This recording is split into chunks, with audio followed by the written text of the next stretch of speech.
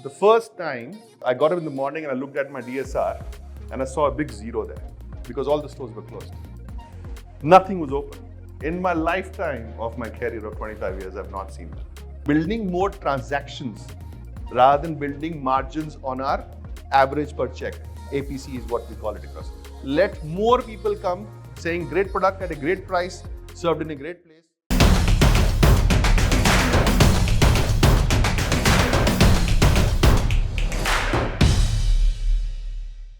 This is Mr. Vikrant Vohra, who's the CEO of Pizza Hut India, Sapphire Foods.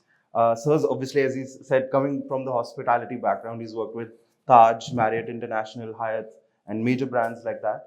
And I think previously at Sapphire, I was looking at West India, Kerala, Karnataka ops for KFC as well. And we've also got to know that you're a fan of EDM and as well, so that's pretty cool.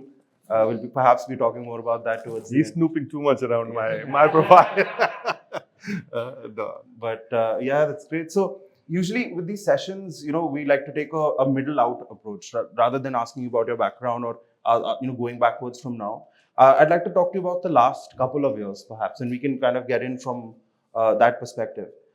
Something that really transformed a lot of businesses was the pandemic, right? And so, given the change in demand that happened, I'm curious from your perspective, from the lens of management, from CEO. How is that change in demand dealt with? Like obviously the online delivery and that model relatively increased when COVID happened. Has that demand now normalized in terms of people now coming back to the dine-in option? And given that the year-on-year sales has improved for Sapphire Foods, are we seeing that across? Yeah, so I think it's straight to the business. This guy, is just not letting me breathe. Okay. It's all right. So let me try and explain or probably get you a little perspective of this thing. We were, so Pizza Hut as a brand, and I'm sure KFC and Pizza Hut, that's our forte. We run it. I ran it for almost a decade now in various parts of the country. Now I run it for the whole country for Pizza Hut, which is in the middle and, the central and southern part of India. I belong to a company called Sapphire Food, which is a listed entity. Okay, we got listed in 2020 in November, and so on and so forth. So there's a different journey which we have done. So if I talk about the journey, and I think it's important to understand the context, that in 2014-15, when the Sapphire came into being, I was the founding member for Sapphire Foods also in 2015. And we took over these brands. And these brands were struggling. So Pizza Hut also was struggling because Domino's, we don't want to take the name, but yeah, they were the market lead and they continue to solidify their positioning. They had a clear-cut leader who had a clear-cut thought in it. And I think 30 Minutes today also revives with Domino's as such as delivery. Plus their tech, which they really invested very, very heavily on, had really done very well for them, and they were able to start ahead from Pizza Hut. So we were all struggling. We were trying to look for a consumer fit value and all of that. In the pandemic, what has happened is that Sapphire Foods Pizza Hut is omni-channel. We believe in omni-channel. From the day I've taken over the brand, I've believed in omni-channel.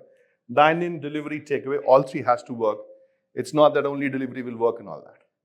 However, I was proven wrong during the pandemic year. For the first time, I got up in the morning and I looked at my DSR and I saw a big zero there because all the stores were closed. Nothing was open. In my lifetime of my career of 25 years, I've not seen that. So that was a wake-up call, and we had to literally pivot towards making a delivery as our main source of consumer engagement. We went there. We moved very quickly towards safe delivery and trust and this thing. It was not about delivery convenience, but it was more about trust which we wanted to build. So we had a campaign of trust which had 7 things in that, including that we sanitize, we look at it, vaccination and all of that.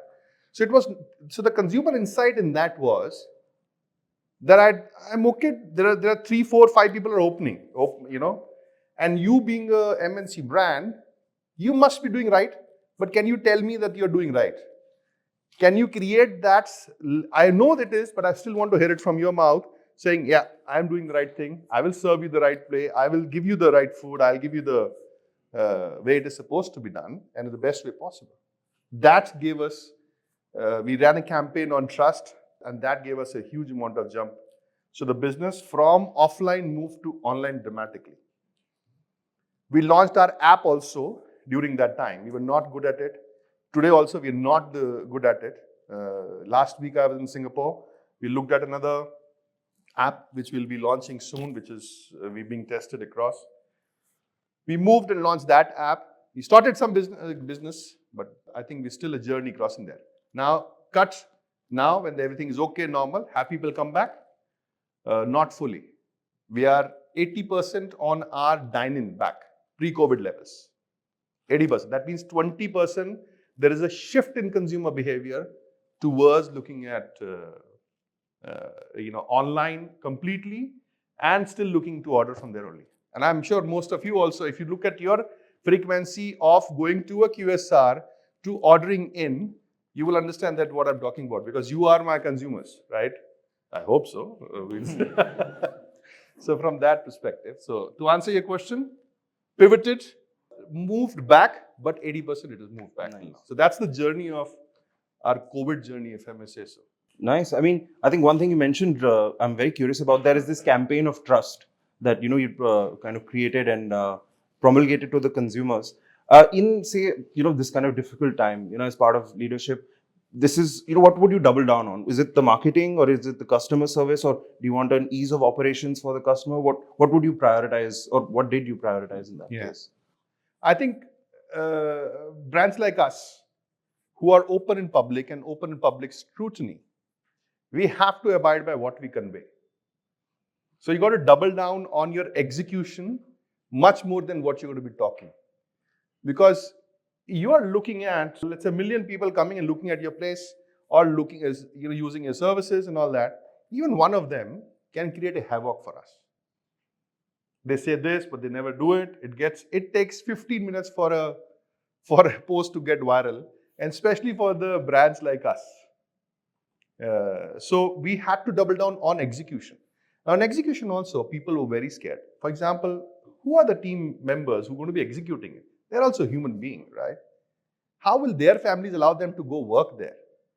Go through this unknown territory of when you come back, will you carry a COVID to home or not? I think so that thought process is going on. So what do? You first not only build trust in the consumer, but you have to build trust with your own team first. Saying, listen, we will take care of you. We will ensure that all of the people who are working there are vaccinated, are following the hand sanitization process, are working. We created markings that, to create that 6 feet difference, that a person who's working here cannot go there. And the person who's working needs to sanitize the store, sanitize the surface before he moves out of that place. So we had to do a lot of these executions, because it was more to do with execution and then conveying it, rather than conveying it and then doing the execution. It doesn't work like that. So all of you are nodding head, and I hope you don't sleep.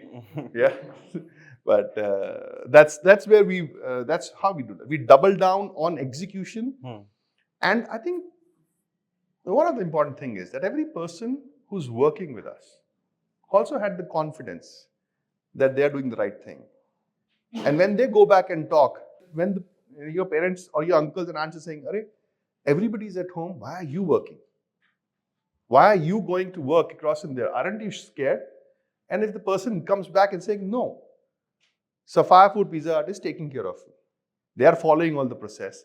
They're following, and they've given me assurance that if there is something happens, even when I'm going and coming back, they will take care of everything. Whether it's hospitalization or whatever, or this thing, all that cost, all that." So that gave us a lot of confidence. Nice. And the power of that trust really kind of resonates. 15,000 people working and saying they are the best, they're doing what it is. Amazing. So it was awesome. Good fun. So another thing you mentioned was that you're a listed company as well, and given that the pandemic is now behind us and we're looking towards the future, when you look towards long-term growth, how do you kind of approach it? And my question is, how do you then let those numbers trickle into the quarterly reports that you have to provide? As they say, no, achhe din aayenge. So I think life changes when you are listed. Life changes. Okay, When you're unlisted, you're okay. You're sitting in your boardroom and you're saying, management is looking at it and we are saying, yeah, we have to put money behind it. We have to put 200 crores and we have to build stuff, da da. Cut through, when you're listed, suddenly there are 10 more people in the room. And they're asking, and they're the board of directors. So they will always ask, because you must understand that the role of a board of directors is to help management do the right thing. They're not to question, but to guide them a little better because of the experience and all of that. So when they come in, you have a different ballgame to play. If I look at our journey, we have doubled our size in last 2 years' time. COVID or no COVID, we continue to believe in the growth story. We look to double our size in the next 2 years again. We have the whereabouts of expanding dramatically. We don't look at day-to-day share prices or day-to-day this thing. We look at that what we promised the street, we should be true to it. And if we are not able to get true to it, there has to be a reason for it. It's important to remain committed to the word which you speak, because in street, you're not speaking to one person, you're speaking to 20,000 analysts. And based on your words, they are actually recommending or say to their clients and all of that. And hence, you are accountable to everybody who's there. So we don't look at this thing, but yes, we have told whatever guidance we give to people across in the quarterly results or this thing. And I'm sure I'll invite you guys to go to our website. You have the transcripts, you have the presentations available there. You can look at it, how our story has grown, how the revenues have turned up and all of that. And especially for Pizza Hut, I think it's been a great run for the last 3 years for us as such. So to answer, did I answer your question? Yeah, I think yeah. Okay. Did we lost all of you? Only 2 of us are talking? No? Okay. No, good. they're a fairly attentive bunch. Are you sure? Yeah, I can attest. No, I'm going to ask questions at the end of it. Huh? Done. I'd be more than happy. Very well. But okay, let's look back at say the last 9 months. I mean, given the fact that inflation also is kind of bothering and kind of touching the teens, how does that affect your your pricing strategy? Given that I'd say the industry is quite price sensitive, so how would you manage let's say competitive pricing with profitability in that case? I don't want to tell you. No, that's also a good answer. No, because that's a secret. No, it's a 9 months of secret. We were doing very well. So I think if you follow the journey of Pizza Hut, and I'll give you just a little context of Pizza Hut. We were always playing on big pizzas, expensive pizza, and all of that. In 2020, we launched something called Flavor Fun, which is an entry-level pizza range at a price point of $79, which is higher than Domino's, but our product was better. We claimed, we did consumer tests, we understood, and this process took 1 year to build the product portfolio at a pricing which is required with all the markets and tests and all. So once you do that, you have a certain amount of entry value. Entry value comes at a little bit higher cost. But we would have seen that higher cost would be negated by a higher number of people coming and dining with us. So that was one piece across in there. So we launched it. We saw a huge amount of rush coming in, and we were very happy that we were able to crack something which consumers like in the value part of it in last. Cut to the cheese prices as we speak today is the highest it has been in a decade, right? You will be amazed how cheese prices are impacted, or how the chicken for KFC which is used is impacted. That their feed, if soya, somewhere it rains and goes away, the soya price goes up, the feed goes up, the price of the chicken goes up. The cheese, it's too hot, the cows are not giving enough milk, so the cheese is a problem. There is some flood, the cattle is died in Kolhapur and all that, suddenly you won't get the milk to make the cheese. So everything impacts. Everything impacts this thing. You might think, what is the big matter? It's just that. But everything which you think, and especially in consumable this thing, is matters, and hence so our cheese price. So our inflation has been the highest in last 1 year. But we could not pass on the full cost to the consumer, right? We knew that it is temporary phase. So we looked at our gross margin and saying, all right, let's take a little bit back, this thing. We don't want to fleece our this thing because this is going to come down. Hopefully it will come down, and that's what we are planning right now. We did not do price hikes to the level of what we had given in, to the level of inflation. Basically, that means that if there is inflation is, let's say 15%, and if I've taken 10% price increases, there is 5% gross margin cost which I'm still taking. And I said, no problem, we'll take it, because we don't want to be, expensive to expensive. Right? So we held on to that. We continued to look at the strategy of building more transactions rather than building margins on our average per check. APC is what we call it across India. That every person coming spending more was not our game. Our game was let more people come saying great product at a great price, served in a great place. And hence, we said that's the way we'd go ahead. So that's how we managed our inflation for the consumer perspective of pricing. Could you take us behind some of the decision making? Like these are big decisions that you're taking in terms of the future of the product. So perhaps take us into the meetings. Like, are these long meetings? Are these quicker decisions? How are these decisions taken from a management perspective? Yeah, so beautiful. So I think all of you, when you start working, okay, you will have the jazba of change the world. You should have it. You must go with that and see where it takes you. I'm sure it will take you places. These decisions needs to be taken quickly, because inflation comes not after 3 months. It is right here, right now.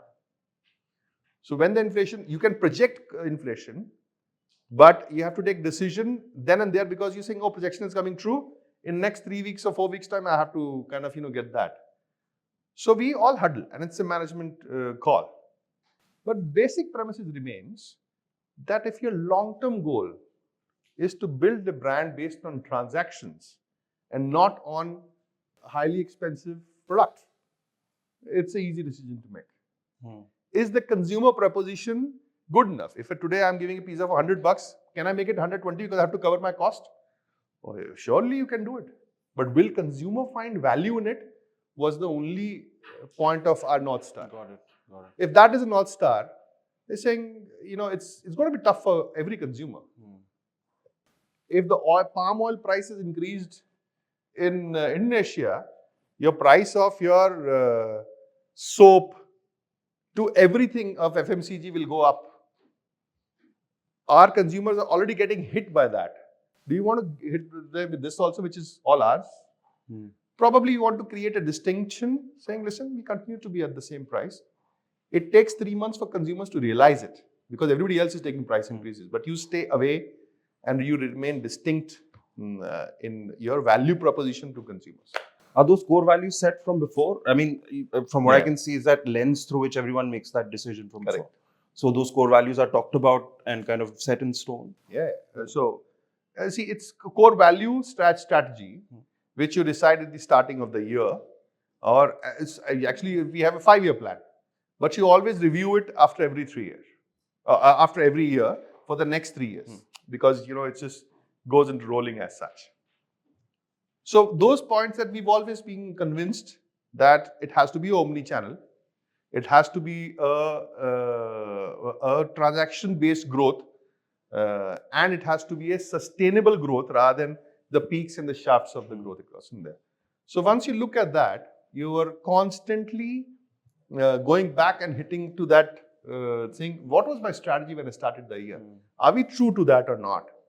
If you have to change our strategy, let's huddle back again and understand why we need to change the strategy.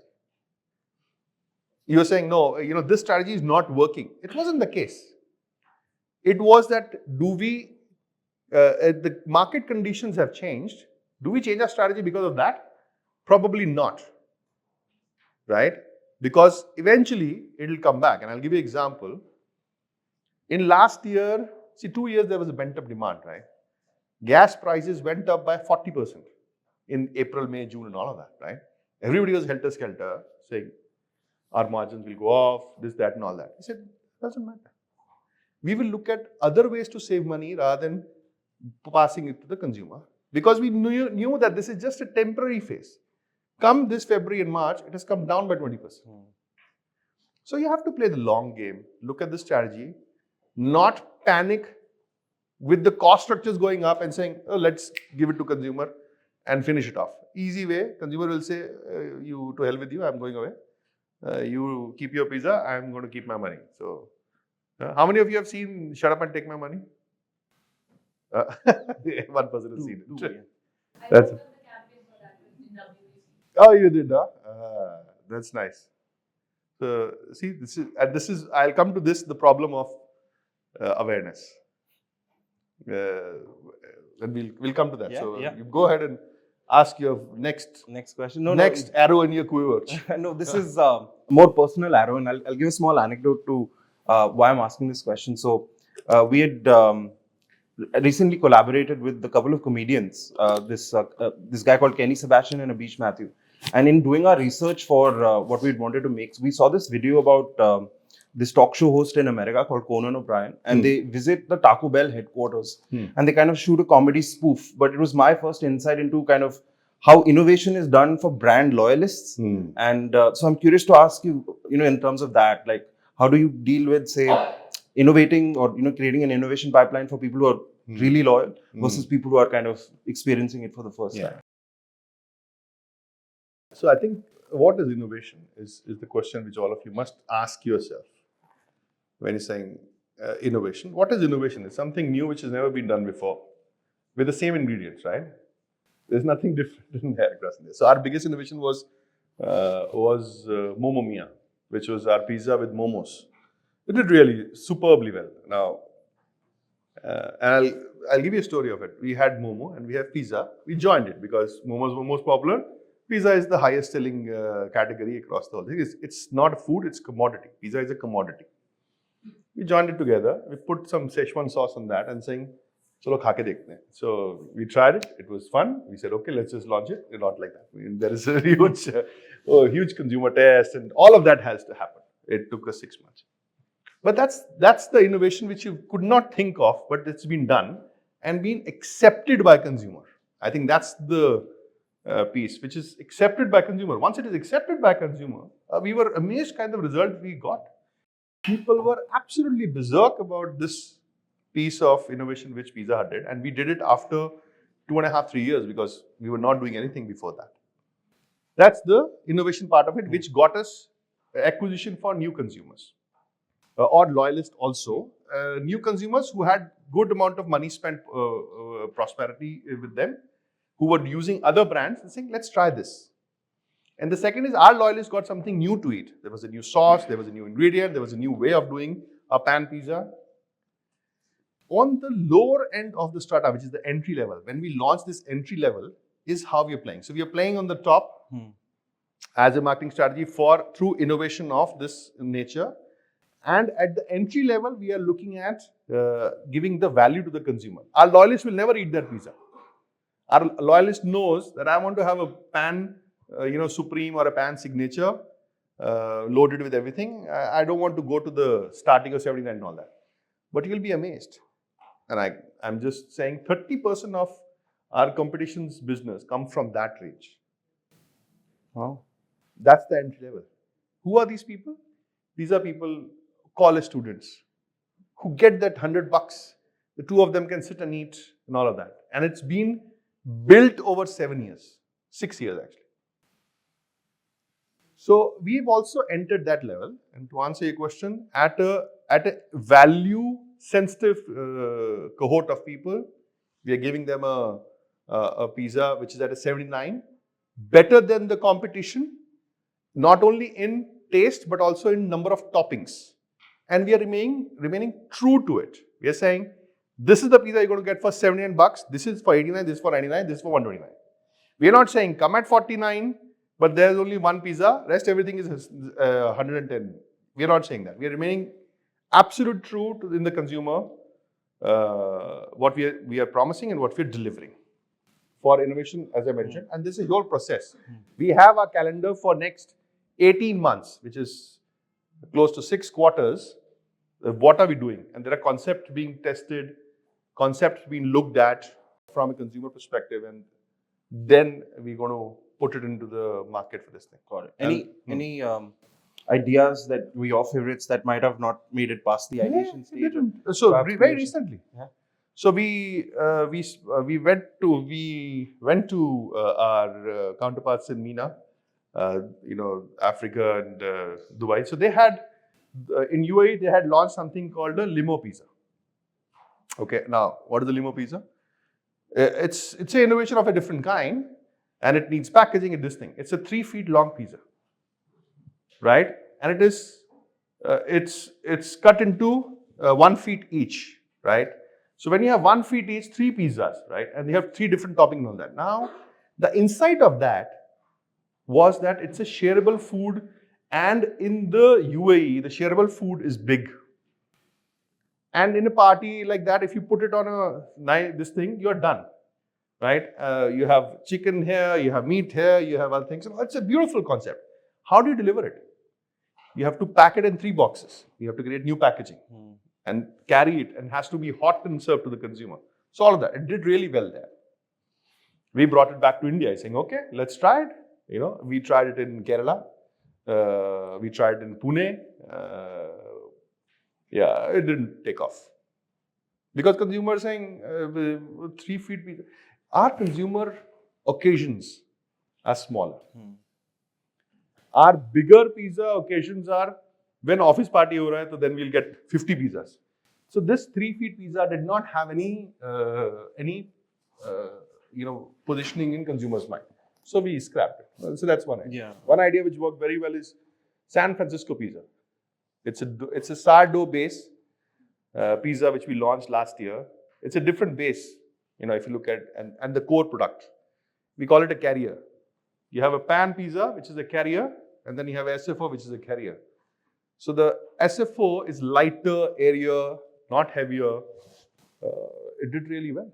And it stays with us as we speak today. So a consumer can choose pan or SFO. Understood. And so that also took a couple of months. Execution around 700 stores is That's the main key. Is a different challenge altogether. Different challenge altogether. So, it's a great segue because you're mentioning the 3 foot long pizza. But looking at your recent visits that you mentioned, you'd gone to Thailand or the company's operations in Sri Lanka or the Maldives. How does one think about catering to the local tastes and preferences, and how do you balance, let's say, the flavor profile of the global brand or what people recognize it for versus vis-a-vis the local tastes and preferences? Yeah. So if I the flavor profile is different. So let me give you an example of when we brought KFC to India in 2008. I used to work in hotels, and we had one KFC which opened in Bangalore, which was broken down. And if you look at the history, by the local farmers and local bodies, absolutely, we broke everything. They broke everything, saying this is going to eat into our business and all that. We took 3 years to come out of it. 2 years to come out of it. We started to expand. If you know OR, you know KFC OR? How many of you? Nobody knows. Okay, it's the secret recipe of KFC called original recipe. It's called OR. It was launched in India after doing all these issues which we went through. We launched in India. It bombed. Globally, #1 selling. Bombed in India, right? And this particular product needs special equipment, special mix, all of that. It didn't work at all. Indian, palate does not go with that, so they removed it. So to the localization, we brought in hot and crispy, which is a little more sharper, little more spicier, and all of that. So you can maintain that. And then today, it's the hot and crispy now is being taken back to the world, saying try something because people are starting getting spicy. Similarly, if I give you an example of Sri Lanka, right? We have our own factory there where we make our own toppings, right? And the Sri Lankan taste palette is very different. So we did something, and they have a very big curry section, right? They have a black chicken curry which they make on their occasions on their festivities. We took that recipe, and my counterpart of Sri Lanka business, he made it into a black chicken topping with a curry and put on this thing. It flew off. It flew off means that people just went crazy because the combination of cheese, black chicken gravy, and all that. So, to answer your question, today I have a double paneer pizza also available with me. What is the core ingredient of a pizza? It's the base, which remains sacrosanct. We don't change that. It remains pan. It's different from whatever you have taken. It's fluffy, it's nicer. It is when you want to indulge. It has a sauce, which is again specific to us. That remains constant. We have different sauces, tandoori sauce and pan sauce. And then the cheese quality. Do you know that we don't use the cheese which is produced by the biggest producer of India? I don't want to name it, but because they're salty. So these other three ingredients, we continue. Flour, our specification from GE, which they have made for us, we're using that. Our sauce is our sauce, which we know what is to be put in all that. That's the novelty of it. And then we put the toppings, which are localized in flavor, in spices, in taste palettes. So it's a combination of global standards with local flavors. Got it. And we constantly innovate on that. Like Szechuan, this thing. Yeah, I think that was big. Any other ideas of combinations of what you'd want to combine? Oh, I'm very soon I'll be launching spicy margarita. Spicy margarita. Yeah. The drink? Are we now eating? See the reference of it? Spicy margarita is a combination of Szechuan and margarita, which has never been done. Because margarita, again, when you look at your menu, what's selling, what's not selling, how do you innovate? Or how do you give it a little bit of a different thing at one of the properties which is selling the most? And saying people must be bored of eating it. Margarita people are not bored. That's still, everybody eats it. But it's mostly done for kids. Kids love margarita. So can we give a little bit spicy for the adults also to try something, to get more traction in there. And it's a nice zing to it. Spicy margarita.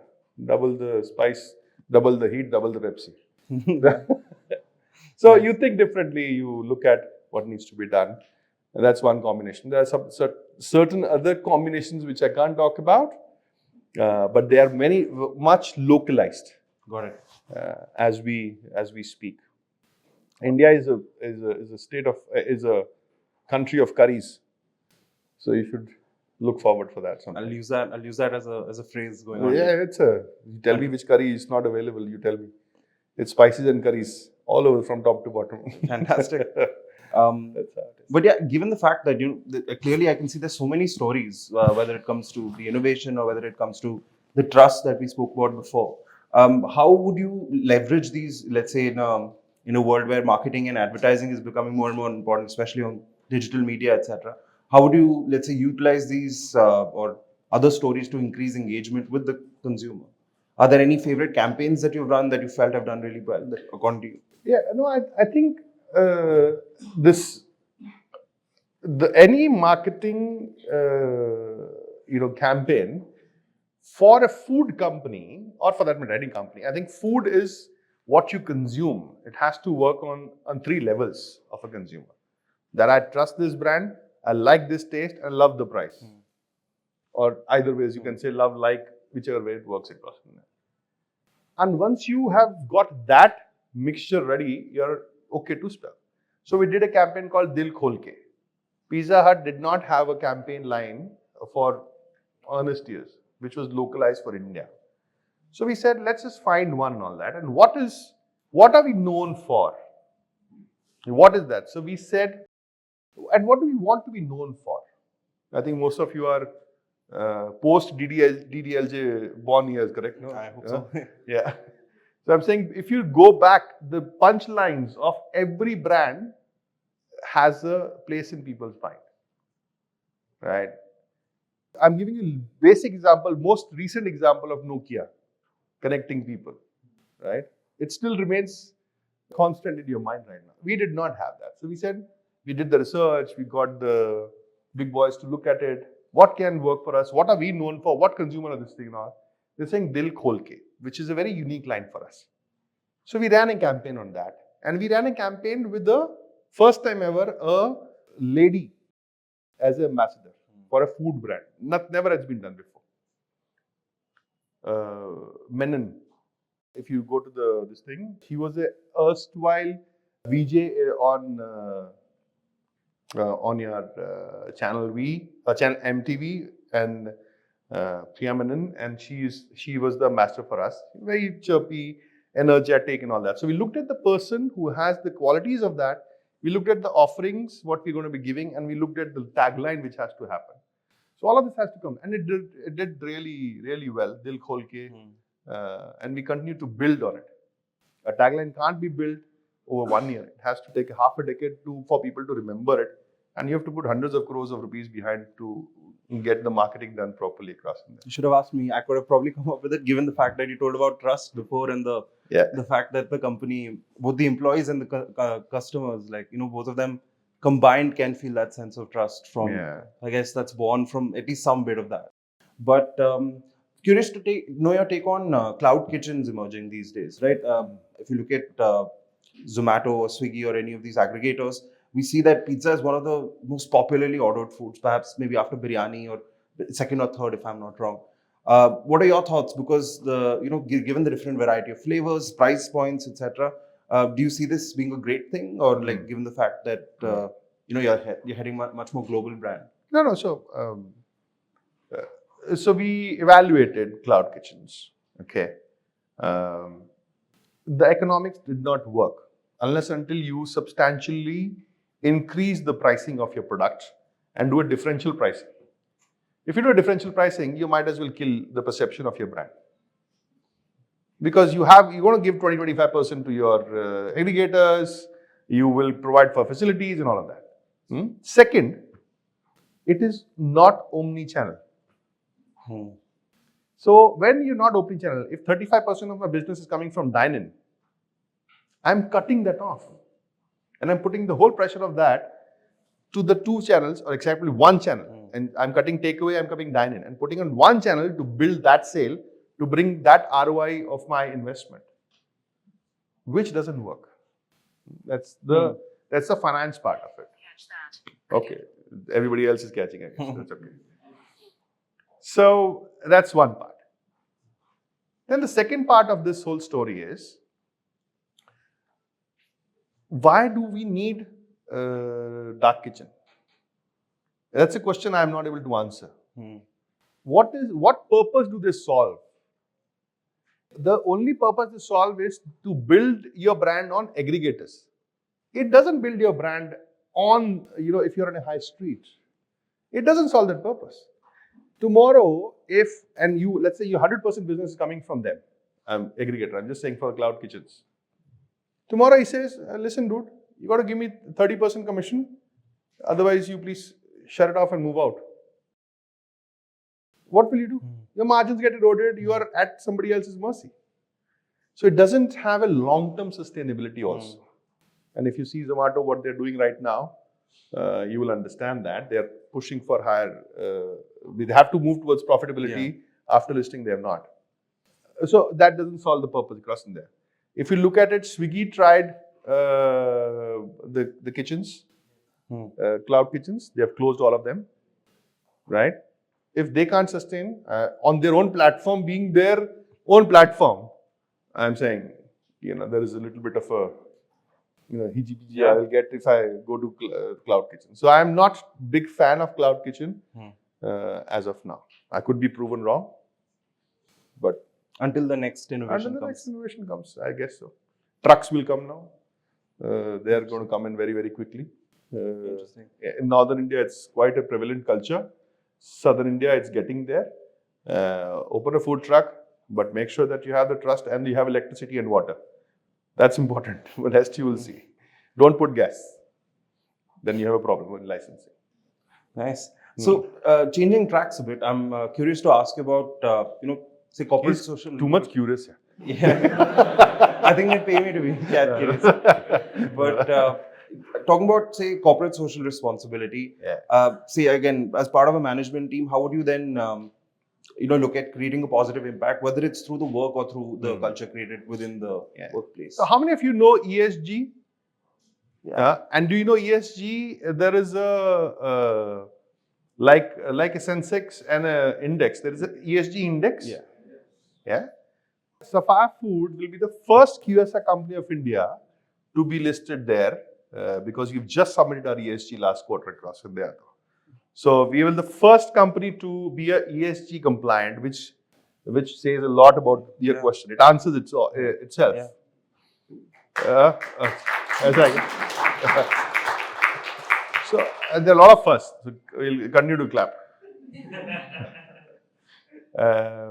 So yes, we have a lot of ESGs. Now, if I talk about from a consumer-facing perspective, we continue to work upon the use of plastic and our packaging being more environment-friendly. Our offerings are, for example, traceable offerings for our vegetables have been done. We are 95% traceable vegetables, which we know coming from the right places, done the right processes, not inorganic and all of that. The second part is if I just come back to the back of the house, we have diversity, which we focus on. We have each of our management has a personal goal in their own departments that what kind of diversity you have to create.